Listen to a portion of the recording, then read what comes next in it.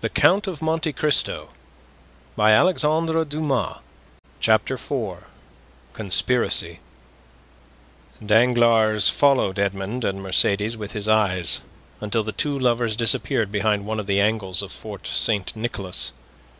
Then, turning round, he perceived Fernand, who had fallen pale and trembling into his chair, while Caderousse stammered out the words of a drinking song. "Well, my dear sir," said Danglars to Fernand, "here is a marriage which does not appear to make everybody happy." "It drives me to despair," said Fernand. "Do you, then, love Mercédès?" "I adore her." "For long?" "As long as I have known her, always." "And you sit there, tearing your hair instead of seeking to remedy your condition. I did not think that was the way of your people." "What would you have me do?" said Fernand. "How do I know? Is it my affair? I am not in love with Mademoiselle Mercédès. But for you, in the words of the Gospel, seek and you shall find." "I have found already." "What?" "I would stab the man, but the woman told me that if any misfortune happened to her betrothed, she would kill herself." "Pooh! Women say those things, but never do them." "You do not know Mercédès. What she threatens, she will do." "Idiot!" muttered Danglars. "Whether she kill herself or not, what matter, provided Dantès is not captain?" "Before Mercédès should die," replied Fernand, with the accents of unshaken resolution, "I would die myself." "That's what I call love," said Caderousse, with a voice more tipsy than ever. "That's love, or I don't know what love is." "Come," said Danglars. "You appear to me a good sort of fellow, and hang me, I should like to help you, but..." "Yes," said Caderousse, "but how?" "My dear fellow," replied Danglars, "you are 3 parts drunk. Finish the bottle, and you will be completely so. Drink, then, and do not meddle with what we are discussing, for that requires all one's wit and cool judgment." "I? Drunk?" said Caderousse. "Well, that's a good one. I could drink 4 more such bottles. They are no bigger than cologne flasks. Père Pamphile, more wine!" And Caderousse rattled his glass upon the table. "You were saying, sir," said Fernand, awaiting with great anxiety the end of this interrupted remark. "What was I saying? I forget. This drunken Caderousse has made me lose the thread of my sentence." "Drunk if you like. So much the worse for those who fear wine, for it is because they have bad thoughts which they are afraid the liquor will extract from their hearts." And Caderousse began to sing the 2 last lines of a song very popular at the time. "Tous les méchants sont buveux d'eau, c'est bien prouvé par le déluge." The wicked are great drinkers of water, as the flood proved once for all. "You said, sir, you would like to help me, but..." "Yes, but I added, to help you it would be sufficient that Dantès did not marry her you love, and the marriage may easily be thwarted, methinks. And yet Dantès need not die." "Death alone can separate them," remarked Fernand. "You talk like a noodle, my friend," said Caderousse. "And here is Danglars, who is a wide-awake, clever, deep fellow, who will prove to you that you are wrong. Prove it, Danglars. I have answered for you. Say there is no need why Dantès should die. It would indeed be a pity he should. Dantès is a good fellow. I like Dantès. Dantès, your health." Fernand rose impatiently. "Let him run on," said Danglars, restraining the young man. Drunk as he is not much out in what he says. Absence severs as well as death, and if the walls of a prison were between Edmund and Mercedes, they would be as effectually separated as if he lay under a tombstone." "Yes, but one gets out of prison," said Caderousse, who, with what sense was left him, listened eagerly to the conversation. "And when one gets out and one's name is Edmond Dantès, one seeks revenge." "What matters that?" muttered Fernand. "And why, I should like to know," persisted Caderousse. "Should they put Dantès in prison? He is not robbed or killed or murdered." "Hold your tongue," said Danglars. "I won't hold my tongue," replied Caderousse. "I say I want to know why they should put Dantès in prison. I like Dantès. Dantès, your health!" And he swallowed another glass of wine. Danglars saw in the muddled look of the tailor the progress of his intoxication, and turning towards Fernand, said, "Well, you understand there is no need to kill him." "Certainly not, if, as you said just now, you have the means of having Dantès arrested. Have you that means?" "It is to be found for the searching. But why should I meddle in the matter? It is no affair of mine." "I know not why you meddle," said Fernand, seizing his arm. "But this I know. You have some motive of personal hatred against Dantès. For he who himself hates is never mistaken in the sentiment of others." "I? Motives of hatred against Dantès? None, on my word. I saw you were unhappy, and your unhappiness interested me, that's all. But since you believe I act for my own account, adieu, my dear friend. Get out of the affair as best you may." And Danglars rose as if he meant to depart. "No, no," said Fernand, restraining him. "Stay. It is of very little consequence to me at the end of the matter whether you have any angry feeling or not against Dantès. I hate him. I confess it openly. Do you find the means, I will execute it. Provided it is not to kill the man, for Mercedes has declared she will kill herself if Dantès is killed." Caderousse, who had let his head drop to the table, now raised it, and looking at Fernand with his dull and fishy eyes, he said, "Kill Dantès? Who talks of killing Dantès? I won't have him killed. I won't. He's my friend, and this morning offered to share his money with me as I shared mine with him. I won't have Dantès killed. I won't." "And who said a word about killing him, muddlehead?" replied Danglars. "We were merely joking. Drink to his health," he added, filling Caderousse's glass, "and do not interfere with us."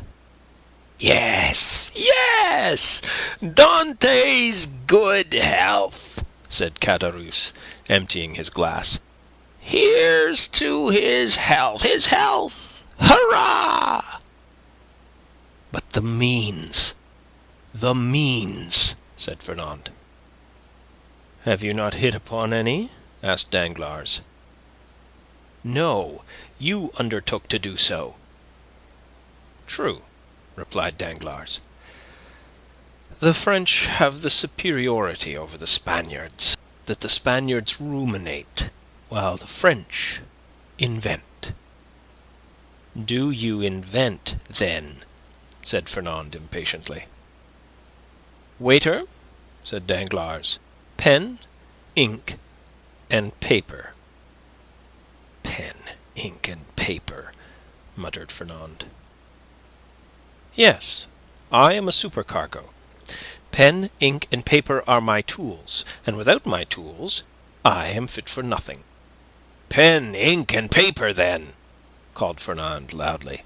"There's what you want on that table," said the waiter. Bring them here."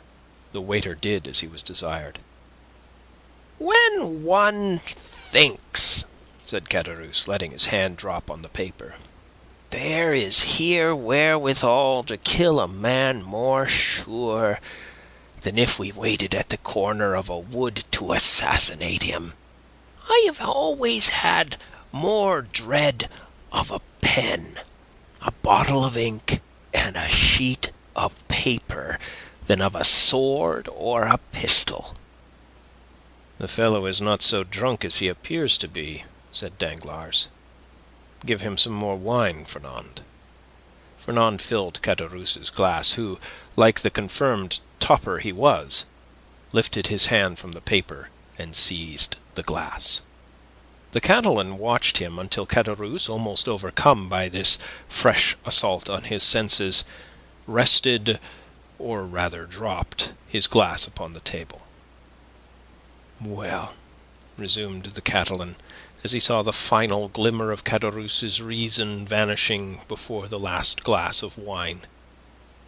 "Well, then, I should say, for instance," resumed Danglars, "that if, after a voyage such as Dante's has just made, in which he touched at the island of Elba, someone were to denounce him to the king's procurer as a Bonapartist agent—" "I will denounce him!" exclaimed the young man hastily. "Yes, but they will make you then sign your declaration and confront you with him you have denounced. I will supply you with the means of supporting your accusation, for I know the fact well. But Dantes cannot remain forever in prison, and one day or other he will leave it. And the day when he comes out, woe betide him who was the cause of his incarceration. Oh, I should like nothing better than he would come and seek a quarrel with me.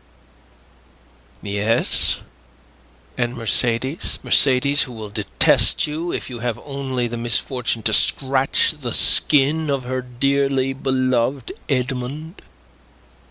"True," said Fernand. No, continued Danglars.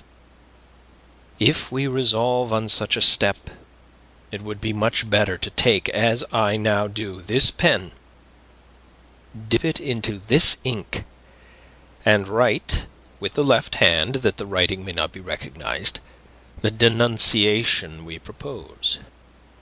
And Danglars, uniting practice with theory, wrote with his left hand, and in a writing reversed from his usual style, and totally unlike it, the following lines, which he handed to Fernand, and which Fernand read in an undertone. "The Honourable, the King's Attorney, is informed by a friend of the throne and religion that one Edmond Dantes, mate of the ship Pharaon, arrived this morning from Smyrna, after having touched at Naples and Porto Ferrajo, has been entrusted by Murat with a letter for the usurper, and by the usurper with a letter for the Bonapartist committee in Paris. Proof of this crime will be found on arresting him, for the letter will be found upon him, or at his father's, or in his cabin on board the Pharaon." "Very good," resumed Danglars. "Now your revenge looks like common sense, for in no way can it revert to yourself, and the matter will thus work its own way. There is nothing to do now but fold the letter as I am doing, and write upon it, 'To the King's Attorney.' And that's all settled." And Danglars wrote the address as he spoke. "Yes, that's all settled," exclaimed Caderousse, who, by a last effort of intellect, had followed the reading of the letter, and instinctively comprehended all the misery which such a denunciation must entail. "Yes, and that's all settled. Only it will be an infamous shame." And he stretched out his hand to reach the letter. "Yes," said Danglars, taking it from beyond his reach, "and as what I say and do is merely in jest, and I, amongst the first and foremost should be sorry if anything happened to Dantes, the worthy Dantes. Look here." And taking the letter, he squeezed it up in his hands and threw it into a corner of the arbor. "All right," said Caderousse. "Dantes is my friend, and I won't have him ill-used." "And who thinks of using him ill? Certainly neither I nor Fernand," said Danglars, rising and looking at the young man, who still remained seated, but whose eye was fixed on the denunciatory sheet of paper flung into the corner. "In this case," replied Caderousse, "let's have some more wine. I wish to drink to the health of Edmond and the lovely Mercédès." "You have had too much already, drunkard," said Danglars, "and if you continue you will be compelled to sleep here, because unable to stand on your own legs." "I?" said Caderousse, rising with all the offended dignity of a drunken man. "I can't keep my own legs? Why, I'll wager I can go up into the belfry of the Accoules, and without staggering too." "Done," said Danglars. "I'll take your bet, but tomorrow. Today it is time to return. Give me your arm and let us go." "Very well, let us go," said Caderousse. "I don't want your arm at all. Come, Fernand, won't you return to Marseille with us?" "No," said Fernand. "I shall return to the Catalans."